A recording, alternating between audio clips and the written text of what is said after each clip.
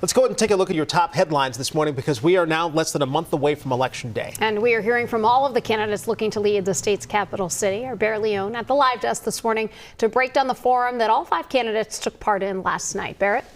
Well, St. Paul voters got the chance to hear from all 5 candidates on everything from taxes to city services. This was the first time all candidates shared the stage, each laying out their vision and hearing from voters in the process. Melvin Carter is vying for a 3rd consecutive term as mayor. He's facing 4 challengers on the 2025 ballot: biophysicist Yan Chen, State Representative Kali Her, engineer Adam Dullinger, and Mike Hilborn, an entrepreneur and 40-plus year resident of St. Paul. One issue top of mind for voters: high property taxes. Here's what each candidate had to say about it. Okay, so what are the things that we're spending money on that are hidden that we don't know? We're the highest property tax, highest sales tax in Minnesota. That means there's room to cut. We have to start looking at new revenue sources. We can't keep relying on the backs of our residents in order to generate the funds and to run our city's operations. There's just so many things that you can do to, cut those costs. You don't need custom formed concrete and all these fancy things.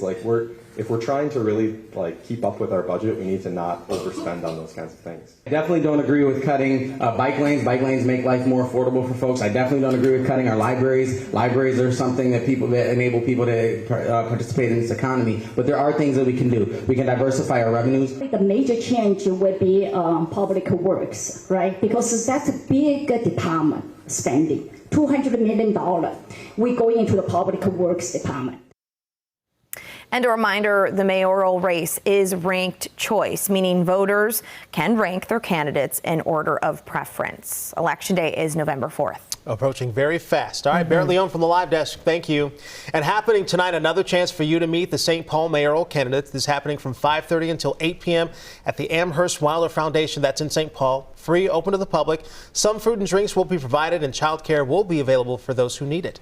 Minnesota's Governor Tim Walz had floated Monday, which was yesterday, as the first day of a special session in response to the Annunciation shooting, but that did not happen. So advocates rallied in Stillwater to put pressure on lawmakers to act. Last week, DFL members and Republicans traded offers about what a special session could look like, but negotiations right now are at a standstill. The political reality is that there may not be enough support in either chamber to pass any gun control measures. 6 people in Stillwater on Monday called on them to give it a try anyway. And every other year, I have to pay a fee, and I have to register my paddle boards.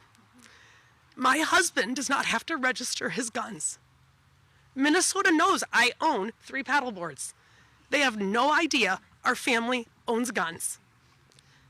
That needs to change. So here in Minnesota, only the governor has the power to call a special session, but Walz and legislative leaders have met several times since the shooting at Annunciation to find agreement ahead of a special session. Another meeting is not scheduled.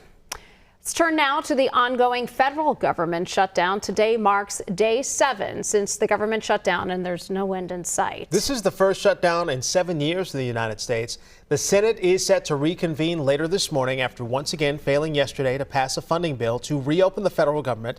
The House is set to stay out of session all week. President Trump said he's interested in making a deal with Democrats on their key sticking point of health care, but Democratic leaders say they haven't heard from the White House on the matter.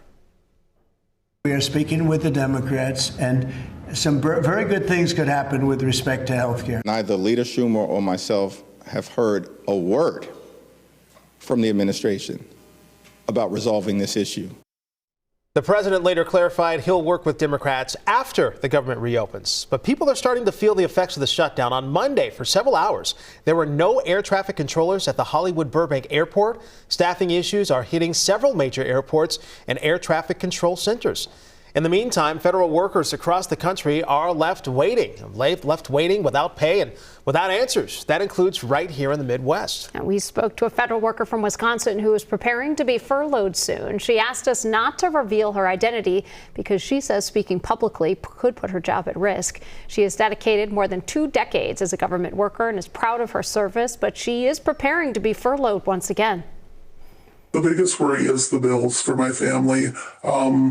How are we going to support paying the mortgage? My funds only lasting a month.